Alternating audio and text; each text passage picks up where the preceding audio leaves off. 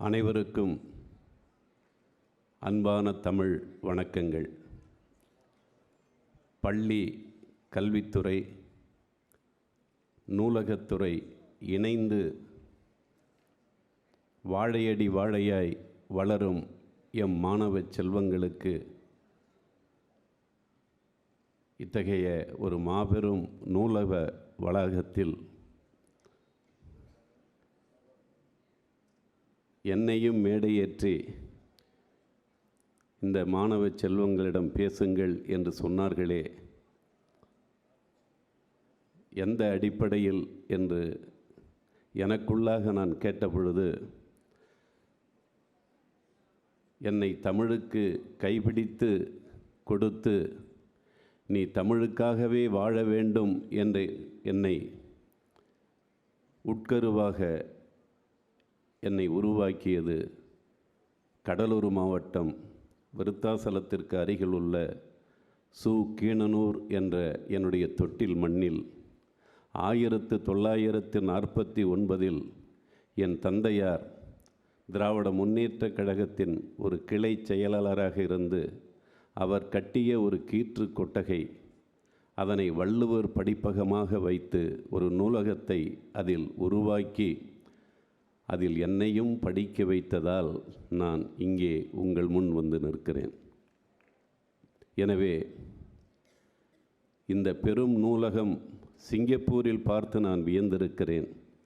ஆனால் இன்றைக்கு சென்னையில் ஒன்று, மதுரையில் ஒன்று, விரைவில் கோவையில் ஒன்று என தமிழ்நாட்டையே ஒரு நூலக மாநிலமாக மாற்றுகிற தந்தை பெரியாரின், அண்ணல் அம்பேத்கரின், மார்க்சின், ஏங்கல்ஸின், லெனினின் அந்த உயரிய அறிவு சமூகமாக எம் தமிழ் அடுத்த இளைஞர்களையும் உருவாக்குவோம் என்பதற்காக தமிழ்நாடு அரசு, தமிழ்நாடு அரசின் முதல்வர் ஓயாத நிகழ்வுகளை புத்தக கண்காட்சிகளென, கருத்தரங்குகளென இப்படி நிகழ்த்தி காட்டுகிற இந்த வெற்றியை இந்தியாவில் வேறு எந்த மாநிலத்திலும் நீங்கள் பார்க்கவே முடியாது. எங்கே போனாலும் கையெடுத்து கும்பிடுகிற, இங்கே தமிழ்நாட்டில் கூட ஒரு பழக்கம் இருக்கிறது. மாணவர்களை ஆசிரியரின் காலில் விழுந்து வணங்கச் சொல்கிறார்கள், அல்லது பெற்றோர்களின் காலில் வணங்கச் சொல்லுகிறார்கள். இந்த பழக்கம் நாளடைவில் எங்கே போய் நிற்கும் தெரியுமா? எஜமானனின் காலில் மறுபடியும் அந்த திராவிட இயக்கமும் பொது உடைமை இயக்கமும் வளர்த்தி காட்டிய தன்மானம், பகுத்தறிவு, சுயமரியாதை, நான் என் சொந்த காலில் நிற்கிறேன், நான் ஏன் இன்னொருவன் காலில் விழ வேண்டும் என்ற அந்த அடிமை மனோபாவத்தை போக்குவதற்காக எழுந்த ஒரு வாழ்வியல் அழகை கெடுப்பதற்காகத்தான் பள்ளிகளிலே குழந்தைகளை பெற்றோர்களின் கால்களிலும் ஆசிரியர்களின் கால்களிலும் விழ வைத்து அழகு பார்க்கிறார்கள். அதை சட்டமாகவே ஏற்றி இனி எந்த குழந்தையும் யாருடைய காலிலும் விழுந்து வணங்கக்கூடாது என்கின்ற ஒரு சட்டத்தை கூட சட்டமன்றத்தில் இயற்றலாம் என்ற உணர்வோடு இங்கே நிற்கிறேன். என் உணர்வுக்கினிய மிகச்சிறந்த நான் விரும்புகிற எழுத்தாளர்களில் எஸ். ராமகிருஷ்ணன் என்ற உடன்பிறந்தான் மிக அழகாக அந்த தெள்ளிய நீரோட்டமாக அவர் பேசிய அந்த பேச்சுக்கு நீங்கள் எழுந்து நின்று கேட்ட கேள்விகள் இந்த அரங்கத்தில் வெறும் சாதாரண பொழுதுபோக்குக்காக வந்த மாணவர்கள் இல்லை. இவர்கள் அடுத்த தலைமுறையில் ஒரு எஸ். ராமகிருஷ்ணனாக, ஒரு ஜெயகாந்தனாக, ஒரு அம்பையாக மாற இருக்கின்ற அந்த வாழ்வியல் மீதான, கல்வி மீதான, படைப்பிலக்கிய நுட்ப ஈடுபாட்டின் மீதான ஒரு மிகச்சிறந்த தலைமுறையாக நீங்கள் வளர்கிறீர்கள் என்பதை இந்த 2-3 பதச்சோற்றிலேயே நான் கண்டு மகிழ்ந்து போனேன். என்னுடைய தலைப்பு சங்க உழவர்கள். நான் அடிப்படையில் அண்ணாமலை பல்கலைக்கழகத்தில் வாசுப மாணிக்கம், தண்டமான தேசிகர், வெள்ளைவாரனார் போன்ற பெருந்தமிழ் மாணவர்களிடம் தமிழள்ளி குடித்த ஒரு பிள்ளை. சென்னைக்கு வந்து தமிழ்நாடு அரசு தொல்பொருள் ஆய்வுத்துறையில் நான் கோயில்களை பற்றிய ஓலைச்சுவடிகள் பற்றிய, கல்வெட்டுகள் பற்றிய, நடுகர்கள் பற்றிய ஓராண்டு முதுநிலை பட்டய படிப்பு மாணவனாகவும் வந்தேன். உலக தமிழாராய்ச்சி நிறுவனத்தில் முருகன் நடுகல் வீரனே என்ற ஆய்வு மாணவனாகவும் இருந்தேன். ஆனால் என் வாழ்வியல் வறுமைச் சூழல் காரணமாக நான் பேராசிரியராக போக வேண்டியவன் திரைப்பட உலகத்தில் நுழைந்து உதவி இயக்குனராக இயக்குனர் பாரதி ராஜா, பாலு மகேந்திரா, பாக்யராஜ் அவர்களோடு நான் என் வாழ்க்கையை ஏறக்குறைய ஒரு 40-45 ஆண்டுகள் சென்னையில் இருந்தேன். அப்போது நான் கவிதை புத்தகங்கள் எழுதினேன். அதற்கு பிறகு அண்ணன் கலைப்புலி தானு என்ற தயாரிப்பாளர் சிறைச்சாலை என்ற திரைப்படம் தயாரிக்கிறேன், அதில் நீ பாடல்கள், உரையாடல், அறிவுமதி என்று போடப் போகிறேன், என்ன சொல்கிறாய் என்று கேட்டார்கள். என் மீது அவர் வைத்த நம்பிக்கையில் நான் ஒத்துக்கொண்டேன். அதில் இசைஞானி இளையராஜா அவருடைய அந்த இனித்த மெட்டுகளில் நான் எழுதிய செம்பூவே பூவே, முத்தத்தாலே பெண்ணே சேலை நெய்வேன் கண்ணே, நாணத்தால் ஒரு ஆடை சூடிக்கொள்வேன் நானே என்று அந்த பாடல்தான் உங்களிடம் என்னை வெளிச்சத்திற்கு கொண்டு வந்தது. அதற்கடுத்து ஜெயம் திரைப்படத்தில் கவிதையே தெரியுமா எழுதினேன். ரன் திரைப்படத்தில் பொய் சொல்லக்கூடாது காதலி, பொய் சொன்னாலும் நீயே என் காதலி. திருமலை திரைப்படத்தில் அழகூரில் பூத்தவளே, என்னை அடியோடு சாய்த்தவளே என்று எழுதினேன். பிரியாத வரம் வேண்டும் திரைப்படத்தில் பிரிவொன்றை சந்தித்தேன் முதல் நேற்று, நுரையீரல் தீண்டாமல் திரும்புது காற்று என்று எழுதினேன். ஒரு வரி நீ, ஒரு வரி நான், திருக்குறள் நாம், அன்பே அன்பே என்று எழுதினேன். அதே திரைப்படத்தில் விடைகொடு விடைகொடு உயிரே, உடல் மட்டும் போகிறது என்று எழுதினேன். 1.25 நிமிடத்தில் ஒரு திரை இசை பாடல் எழுதினேன். அது உலகத்தில் தாலாட்டை மறந்த தாய்களுக்கு, குழந்தைகளுக்கு பாடுகிற தாலாட்டாக சிறுத்தை திரைப்படத்தில் ஆராரோ ஆரிரரோ அம்புலிக்கு நேரிவரோ, மூச்சுப்பட்டா நோகுமுன்னு நான் மூச்சடைக்கி முத்தமிட்டேன், நிழலுபட்டா நோகுமுன்னு நான் நிலவடங்க முத்தமிட்டேன் என்று எழுதினேன். இதையெல்லாம் நான் எழுதிய ஒரு பாடலாசிரியன் என்று உங்களிடம் சொல்லி கைத்தட்டல் வாங்குவதற்காக இதனை நான் பேசவில்லை. இந்த கைத்தட்டல்கள் எல்லாம் யாருக்கு போக வேண்டும் என்றால் உழவர்களுக்கு போக வேண்டும் என்பதற்காக சொல்லுகிறேன். கவிதையே தெரியுமா என்றால் கனவு நீதானடி என்று போடுகிறேன். அழகூரில் பூத்தவளே என்றால் அடியோடு சாய்த்தவளே என்று ஆனாவுக்கு ஆனா, காணாவுக்கு காணா நான் போடுவது அண்ணாமலை பல்கலைக்கழகத்தில் படித்த சங்க இலக்கியம் என்னை பாடலாசிரியனாக ஆக்கவில்லை. என்னை பாடலாசிரியனாக ஆக்கியது யார் தெரியுமா? கையெழுத்தே போட தெரியாத என் கை நாட்டு தாய்கள் நடவு நடுகிறார்களே, அந்த நடவு நட்ட தாய்களுக்கு பிள்ளைகளாக பிறந்தோம் என்பதனால் நாங்கள் வைரமுத்துவாக இருந்தாலும், அறிவுமதியாக இருந்தாலும், யுகபாரதியாக இருந்தாலும், பழனி பாரதியாக இருந்தாலும், கபிலனாக இருந்தாலும், தாமரையாக இருந்தாலும், நாங்களெல்லாம் பாடல்கள் எழுதுகிறோம் என்றால் நாங்கள் நடவு நட்ட தாய்களுக்கு பிள்ளைகளாக பிறந்தோம், உழவர்களுக்கு பிள்ளைகளாக பிறந்தோம். அதனால் பாடலாசிரியர்களாக நாங்கள் வெற்றி பெற்றோம். ஆமாம், காணாவுக்கு காணா, ஆனாவுக்கு காணா யார் சொல்லி தந்தாங்க? எங்கள் ஊரில் எங்கள் அம்மா பாடுவாங்க, மட்ட பனையோரோ மயிலடையும் நந்தவனோ, மட்டப்பன சாஞ்சிடுச்சே இந்த மயில் போய் எங்கடையும், மானா மானா மானா. நடவு நட்டுக்கிட்டே பாடுறாங்க. இசைஞானி இளையராஜா மெட்டு கொடுக்க தான நன்னான தன்னானே தன்னான நன்னான தன்னானே, இது இசைஞானி இளையராஜா. ஆனால் இது இங்கே சென்னைக்கு வந்து அவர் கற்றுக்கிட்ட இசையில் வந்த மெட்டு அல்ல. அங்கே பண்ணைபுரத்தில் என் தாய், சின்னத்தாய், அவங்க நடவு நட்ட போது பாடிய அந்த சந்தத்தை சென்னைக்கு கொண்டு வந்து திரையிசை பாடலாக அவர் தருகிறார். என் கருப்பு தம்பி வைரமுத்து, அதுக்கு 1000 தாமர மொட்டுக்களே வந்து ஆனந்த கும்மிகள் கொட்டுங்களே தமிழ் செய்கிறார். அது பச்சையப்பன் கல்லூரியில் அவர்கள் பேராசிரியர்கள் கொடுத்த தமிழ் அல்ல, வடுகுப்பட்டியிலே என் அம்மா நடவு நட்ட போது கொடுத்த தமிழ்.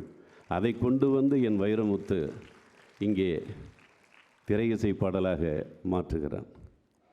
அப்போ இந்த பாடல்கள்லாம் யார் கொடுத்தது? உழவர்கள் கொடுத்தது. பரதநாட்டியம் பார்க்கிறீர்கள், பார்க்கிற போது ஒரு ஒலி வருகிறதே, அது என்ன ஒலி? அவர்கள் கால்களில் கட்டப்பட்ட, சொல்லுங்க, சலங்கைகள் ஒலி. அந்த சலங்கைகளை யார் கொடுத்தது? பரதநாட்டிய கால்களுக்கு சலங்கைகள் யார் தந்தது? பரதமுனிவராக கொண்டு வந்து கொடுத்தார்? இல்லை, இல்லை, உழவர்கள் கொடுத்தார்கள். ஏர் ஓட்டுகிற போது மாடுகளுடைய நெற்றிகளிலே அந்த சிறு சலங்கைகளை அந்த நெற்றியிலே கட்டுவார்கள். கட்டிவிட்ட பிறகு ஏர் ஓட்டுவார்கள். அந்த சலங்கைகள் ஜல் ஜல் ஜல் என்று அந்த ஒலியை கேட்டுக்கொண்டே அந்த ஏர் ஓட்டுகிற அந்த உழவர் பாடலும் பாடியபடியும் ஏர் ஓட்டுவார். அதன் பிறகு ஏர் ஓட்டுகிற அந்த தொழில் காலம் முடிந்த பிறகு அந்த சலங்கையை கொண்டு வந்து வீட்டின் இரவானங்களிலே செருகி வைப்பார்கள். திருவிழா காலங்களில் அல்லது நிலா வெளிச்ச காலங்களில் அவர்களுடைய ஆட்டக்கால்கள் அரிப்பு எடுக்கிற போது இந்த இரவானத்தில் சொருகிய அந்த மாட்டின் நெற்றியில் கட்டப்பட்ட அந்த சிறு சலங்கைகளை எடுத்து பாட்டியோ பாட்டனோ தங்களுடைய கால்களில் கட்டி கொண்டு ஆடிய ஆட்டம்தான் அந்த உழவர்கள் தங்கள் கால்களில் மாடுகளின் நெற்றிகளிலிருந்து கழற்றிய அந்த சலங்கைகளை கட்டி ஆடினார்களே, அந்த உழவர்கள் கொடுத்த சலங்கைகள் தான், அந்த உழவு மாடுகள் கொடுத்த சலங்கைகள் தான் பரதநாட்டியத்தின் கால்களில் இன்றைக்கு பத்மா சுப்பிரமணியம் போன்ற மிகச்சிறந்த ஆடல் விற்பன்னிகளின் கால்களில் இருக்கின்றன என்பதை நீங்கள் சிந்திக்கின்ற போதுதான் உழவர்கள் எவ்வளவு இன்றியமையாத கலைகளுக்கு அவர்கள்தான் ஆணிவேர். ஜான் தாம்சன் அவர்கள் மனித சமூக சாரம் என்ற நூல், அது எஸ்வி ராஜதுரை, வா கீதா அவர்களும் மொழிபெயர்த்திருக்கிறார்கள். என் அண்ணன் கோ கேசவன் அவர்களும் மொழிபெயர்த்திருக்கிறார்கள். இலக்கியம் படிக்கின்ற அல்லது மானுடவியல் விரும்புகின்ற அத்தனை மாணவ மாணவிகளும் அந்த மனித சாரம் என்ற நூலை கட்டாயம் படிக்க வேண்டும். குறிப்பாக பேச்சும் பாட்டும் என்ற ஒரு தலைப்பில் இருக்கிற கட்டுரையை நீங்கள் அவசியம் படிக்க வேண்டும். உடல் உழைப்பினுடைய குனிந்து நிமிர்கிற அந்த நேரத்திய அடவுகளில் பெறுகிற ஒலி ஒத்திசைவுகள்தான் இசை பாடல்களாக ஆகின்றன, இலக்கியங்களாக மாறுகின்றன என்ற நுட்பமான உளவியலை அந்த நூலில் நீங்கள் படிக்கலாம். நான் சங்க இலக்கியத்தில் உழவர்களை பற்றி உங்களுக்கு சில இதுவரை நீங்கள் அறியாத செய்திகளாக கூட இருக்கலாம்.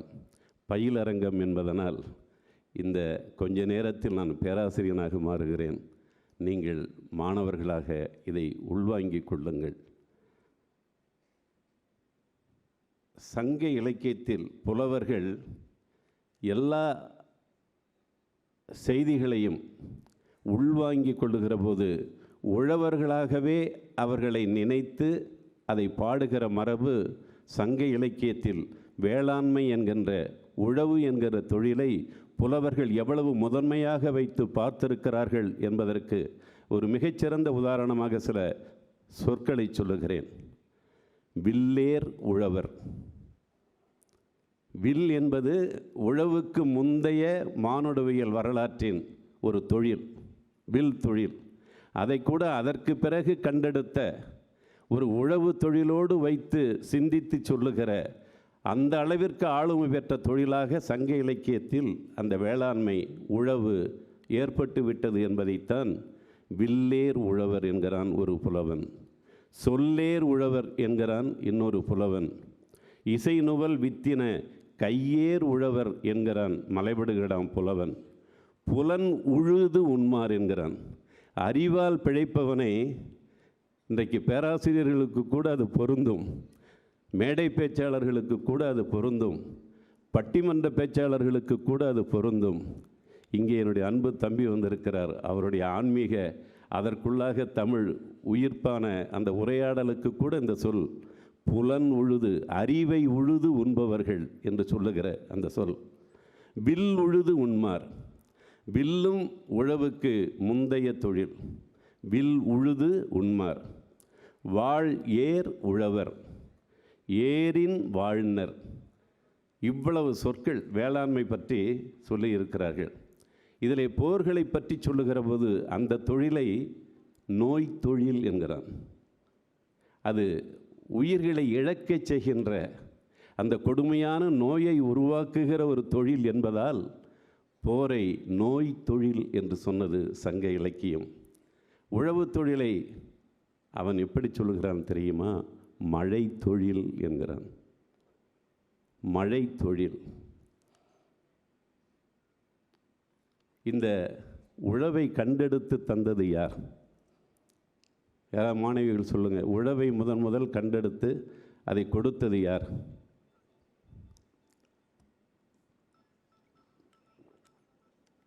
யாரே?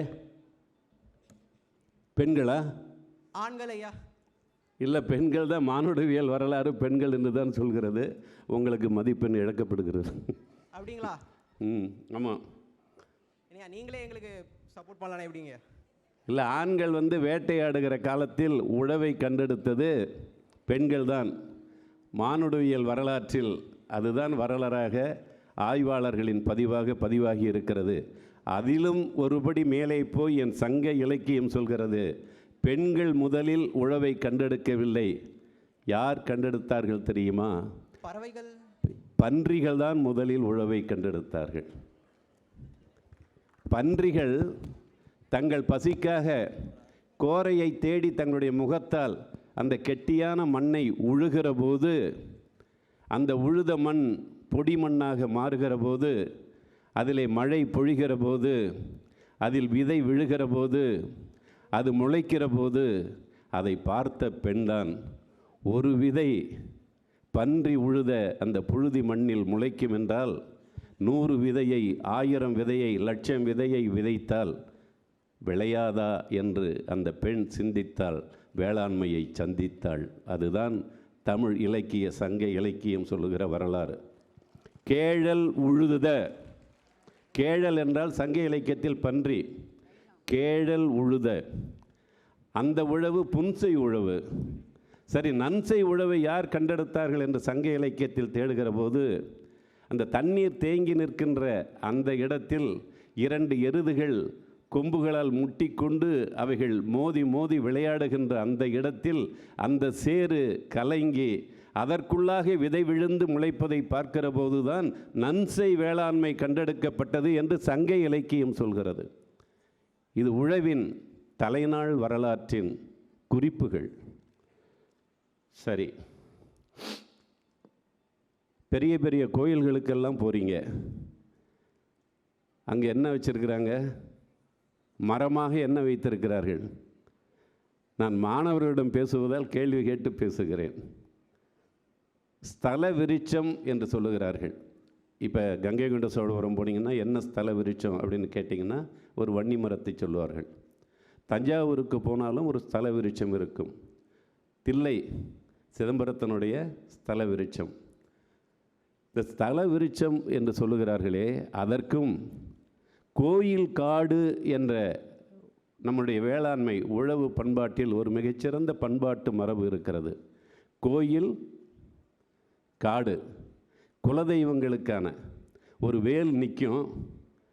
ஆனால் அதை சுற்றி உள்ளே நுழைய முடியாத அளவுக்கு செடிகள், கொடிகள், மரங்கள், நூற்றுக்கணக்கான அல்ல ஆயிரக்கணக்கான செடி கொடிகள், வண்ணத்து பூச்சிகள், தேனீக்கள், பாம்புகள் எல்லாவற்றையும் சேமித்து பல்லுயிர் வங்கியாக என்னுடைய உழவர்கள் உருவாக்கிய ஒரு மிகச்சிறந்த உயிர்களின் பல்லுயிர்களின் வங்கிதான் கோயில் காடு.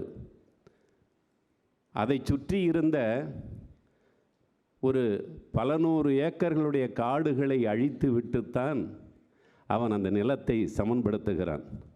சமன்படுத்துகிற போது முழுவதுமாக அவன் அதை ஆக்காமல் கோயில் காடாக ஒரு பகுதி காட்டை விட்டுவிட்டு மற்ற பகுதிகளை வயலாக உருவாக்குகிறான்.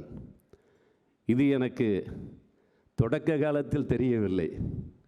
நான் சென்னையில் 45 ஆண்டு காலம் வாழ்ந்துவிட்டு நான் என் ஊருக்கே போய் இனி சங்க இலக்கியத்தோடு வாழ வேண்டும்.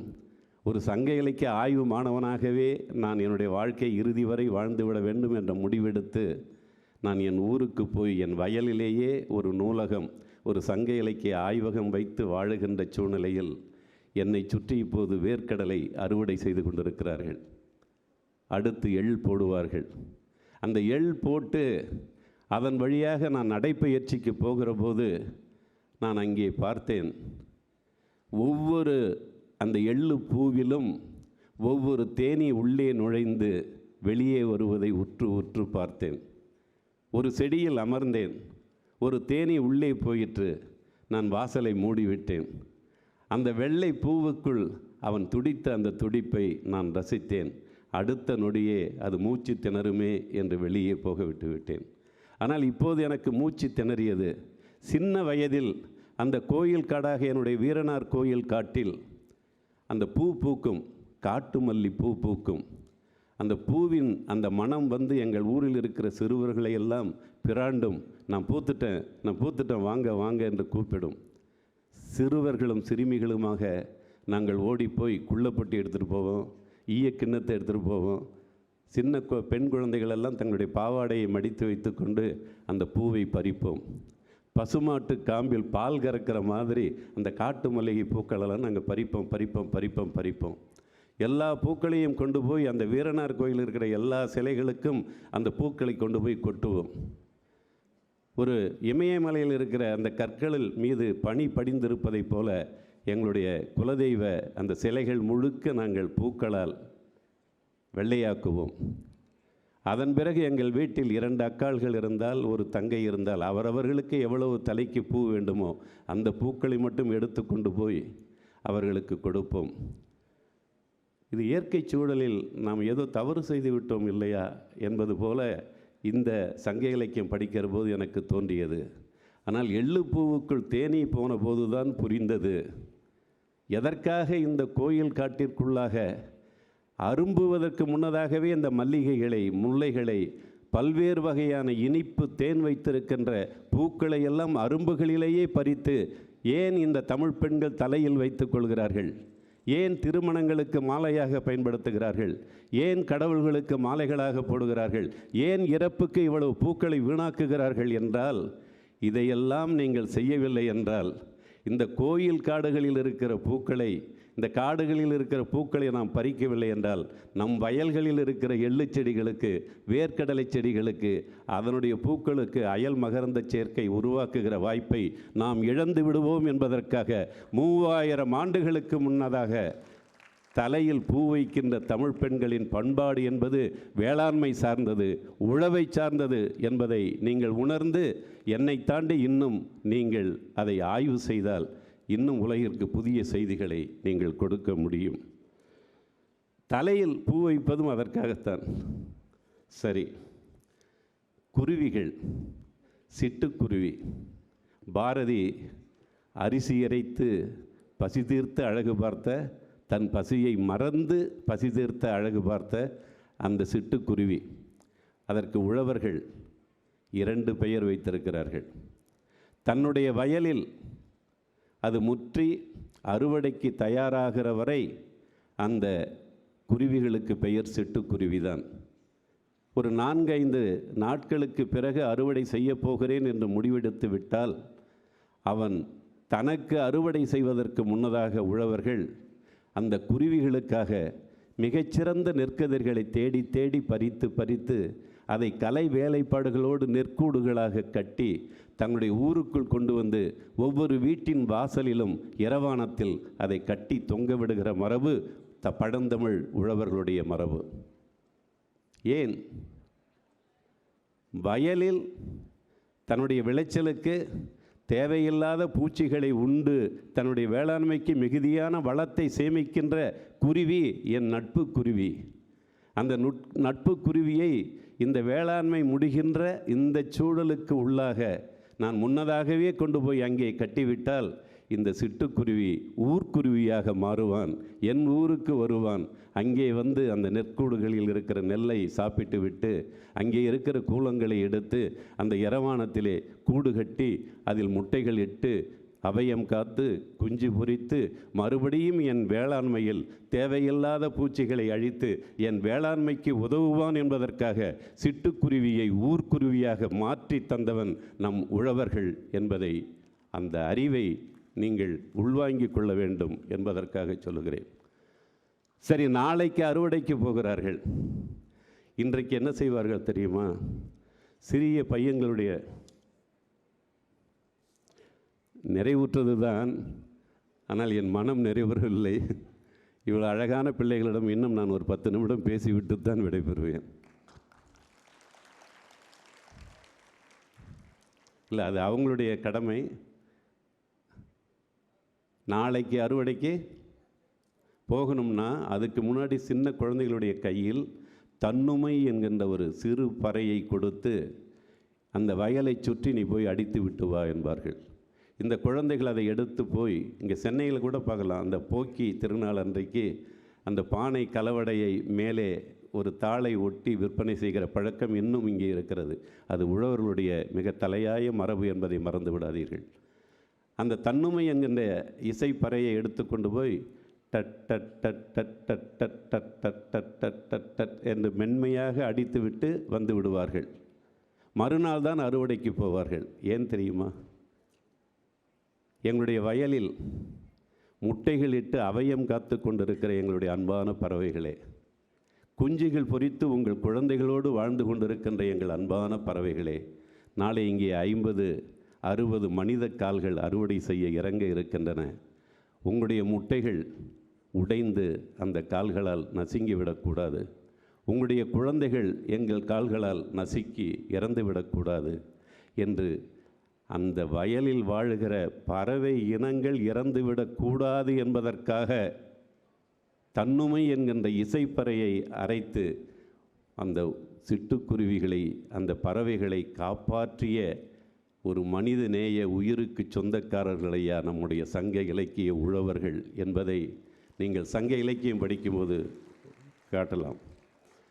ஒரு 2 காட்சிகளை மட்டும் சொல்லிவிட்டு, யாழ் எங்கே வாசிப்பார்கள்? மியூசிக் அகாடமியில் வாசிப்பார்கள். வீணை எங்கே வாசிப்பார்கள்? சொல்லுங்கள். கர்நாடக இசைக்கு வாசிப்பார்கள் என்றுதான் இதுவரையில் நீங்கள் நம்பிக்கொண்டிருக்கிறீர்கள். என் சங்க இலக்கியத்தின் மலைபடுகிடாமுக்கு வாருங்கள். ஒரு உழவன் ஏரோட்டி கொண்டிருக்கிறான். ஏரோட்டி கொண்டிருக்கிற போது அவன் உழவு பாட்டு பாடுகிறான். ஒரு பாணன் வருகிறான். உரையில் மூடி வைத்த யாழை எடுத்து கொண்டு வருகிறான்.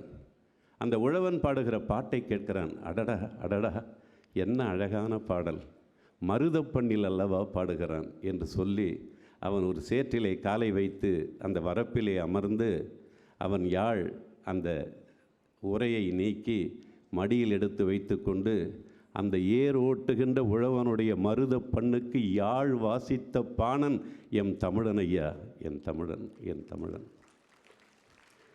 எருது எரி களமர் ஓதையொடு நல் யாழ் மருதம் பண்ணி என்ற அந்த வரிகளுக்கு பொருள் தேடி போனால் உழவனுடைய மருத பண்ணுக்கு யாழ் வாசித்த தமிழனுடைய இசை அழகு, உழவன் அழகு என்பதை நீங்கள் உணர்ந்து கொள்ள முடியும். கடைசியாக ஒரே ஒரு காட்சி. இது குறிஞ்சி. குறிஞ்சி என்றால் என்ன? தொழில் என்ன? வேட்டையாடுவது. ஆனால் அங்கேயே வேளாண்மையும் தொடங்கிவிட்டது. அங்கே மொச்சை, அவரை, வரகு போன்ற தானியங்களை உருவாக்குகிற அந்த பகுதி காடுகளுக்குள்ளாக வயல்கள்.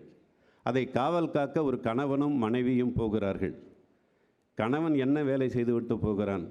இங்கே பெரும்பகுதி தமிழன் மாலை 6 மணிக்கு செய்கிற வேலையை அவன் அப்பொழுதும் செய்கிறான். நன்றாக கல்லை குடித்துவிட்டு அவன் போகிறான். அவனோடு வந்த அந்த தமிழச்சி வயலில் நிற்கிறாள். அவன் மரத்தில் கட்டிய பரனில் ஏறி போய் அந்த கல் குடித்த அந்த மிதப்பில் அவன் தூக்கத்தில் மிதக்கிறான். தமிழச்சி மனைவி வயலில் நிற்கிறாள். யாரை தடுக்க வேண்டும் என்று வந்தாலோ அவன்தான் வருகிறான். யார்? பெரிய யானை வரான். யானை வரான். இன்றைக்கி நாங்கள் திரைப்படத்தில் கூட எடுத்தால் கூட என்ன செய்வோம்? ஏங்க ஏங்க, யாரை? கணவனை தான் கூப்பிடுவோம், ஆணைத்தான் கூப்பிடுவோம். தம்பி உனக்கு தான், ஆணைத்தான் கூப்பிடுவோம். ஆனால் 3000 ஆண்டு காலத்துக்கு முந்தைய அந்த உழவு தமிழச்சி அப்படியே நிற்கிறா. யானை அந்த வயலுக்குள் அவளை நோக்கித்தான் வருகிறது. அஞ்சவே இல்லை என் தமிழச்சி, உழவு தமிழச்சி. உடனே பாடுகிறாள் பாடுகிறாள், குறிஞ்சிப்பண் பாடுகிறாள். பாடியவுடன் அந்த யானை, நடந்து வந்த யானை இந்த குறிஞ்சி பண்ணுக்கு மயங்கி அப்படியே நிற்கிறது. உறங்குகிற மாதிரி கண்களை மூடி அந்த குறிஞ்சி பண்ணுக்கு கிறங்கி அதை ரசிக்கிறது. இம்மி அளவு கூட தன்னுடைய பாதங்களை நகர்த்தாமல் ரசிக்கிறது. உயரே கல் குடித்த கணவன் தூங்குகிறான், கீழே இசை குடித்த குறிஞ்சி பண் குடித்த யானை தூங்குகிறது. தமிழச்சி செம்மாந்து நிற்கிறாள். அவள் மலை தமிழச்சி மட்டுமல்ல, உழவு தமிழச்சி. உழவு வாழ்க, சங்க இலக்கியங்கள் வாழ்க. நன்றி, வணக்கம்.